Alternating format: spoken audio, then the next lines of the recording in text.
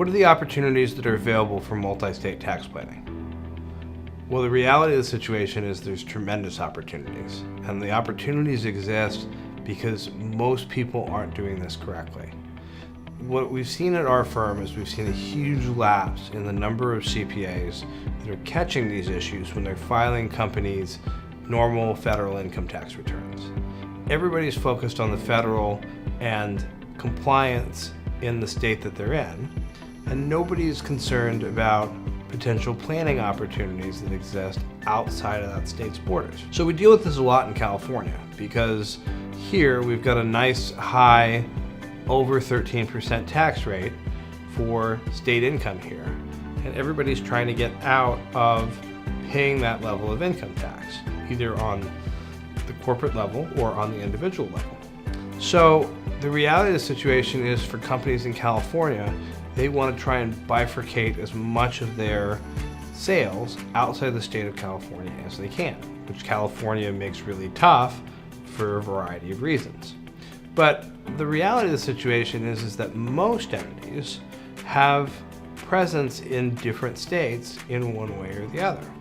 So particularly for larger organizations with either multiple offices that are spread out, manufacturers with maybe a manufacturing plant, people that are storing inventory in various locations, or a variety of ways that people touch different states, you might have an argument that the nexus of your company goes beyond your state's borders. And there's a variety of planning opportunities just based on an arbitrage of your state tax rate. Instead of paying 13%, what if we paid a blended tax rate of 7%? That's a 6% savings on corporate income, which who knows in the millions how much it could be.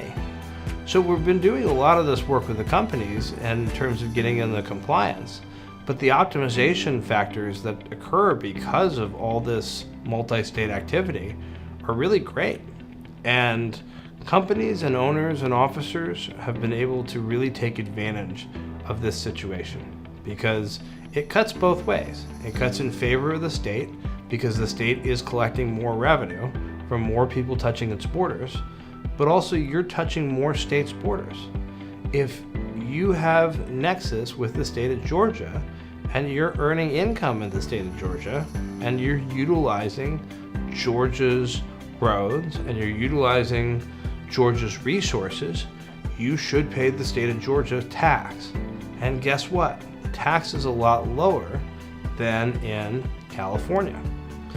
Also, it's a really good opportunity to try and plan things out from a long-term perspective so that you can scale. As business operations grow, as more contacts come into play, as the laws get stricter, and as the states get more capable of tracking this stuff very easily, it's best to have a plan in place to deal with this. Because not only are you optimizing the business from a saving tax perspective, but you're optimizing the business from a reducing risk perspective, which is equally as valuable.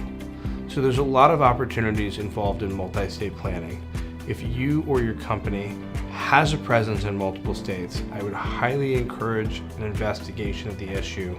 Talk to a tax attorney, talk to a multi-state tax expert to really dive into the situation to see if there's things that you can take advantage of.